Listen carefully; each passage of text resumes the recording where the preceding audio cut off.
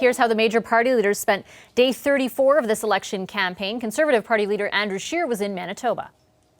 All the emergency responders who are working so hard to clean up after the storm and get people back into their homes. I made a personal donation to the Red Cross's relief efforts, and I would encourage others to contribute what they can as well. A state of emergency has been declared in the province after a snowstorm struck on Friday, leaving thousands without power. Scheer offered his condolences to those affected while speaking in Winnipeg, but also fielded questions about why he's campaigning there today. The CBC's Katie Simpson is covering the Conservative campaign this week. Katie? Hey Vashi, despite the local state of emergency in the city of Winnipeg and the state of emergency across the province of Manitoba, Andrew Scheer still decided to come to Winnipeg for a day of campaigning. His first event was at a downtown hotel that has also been used to house evacuees from First Nations communities forced out of their homes because of that snowstorm. Evacuees who spoke to reporters say it is completely inappropriate for the Conservatives to be campaigning here under these circumstances. No, I don't think so. He should be helping out. If he wants to campaign, he should help the people. If Andrew Scheer wants to help, he should come and help us. That's what I have to say about him.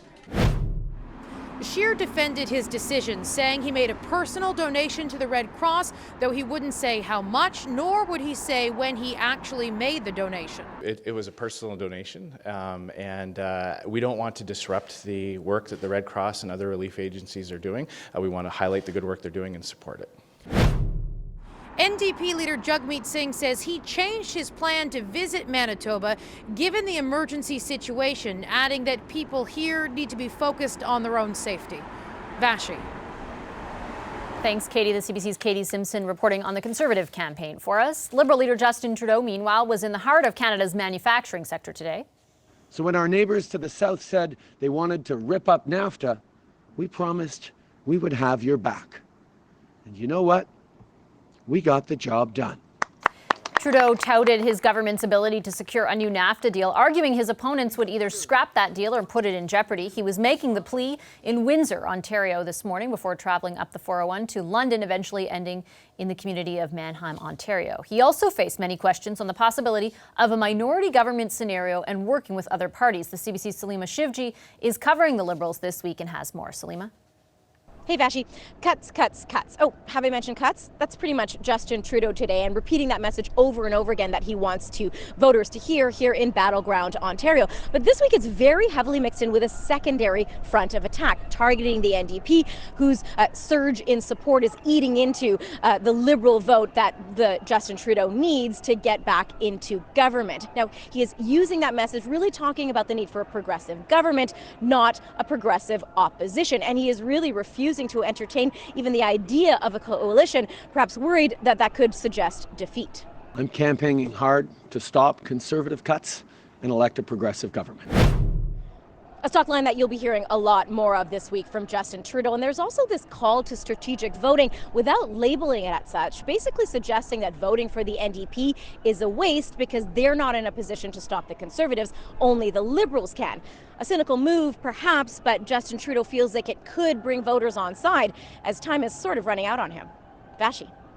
Thanks, Salima. The CBC's Salima Shivji reporting from the Liberal campaign. NDP leader Jagmeet Singh was out west today talking about that recent bump in the polls. Vote as many New Democrats as possible, and all the commitments that we've told you about, all our priorities that we told you about, we will fight hard to make sure that they're put in place.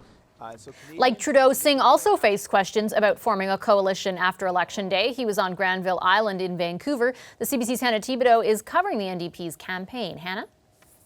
Hey Vashi, with only a week to go and polls suggesting a minority government for either the Liberals or the Conservatives, the talk is about a Liberal NDP coalition. And that's because NDP leader Jagmeet Singh opened that door yesterday, saying he would do whatever it takes to keep the Conservatives from taking power, including working with Justin Trudeau's Liberals to stop Andrew Scheer from becoming Prime Minister.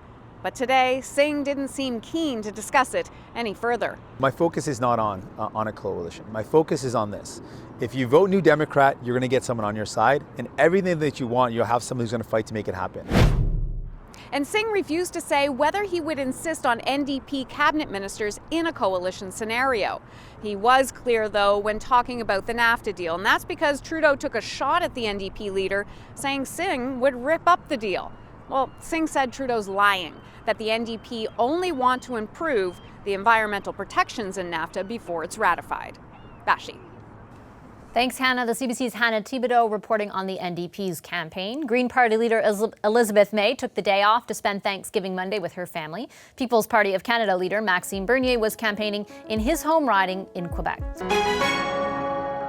Hi, I'm Vashi Capellos, host of Power in Politics. See more of our show by subscribing to the CBC News channel or click the link for another video.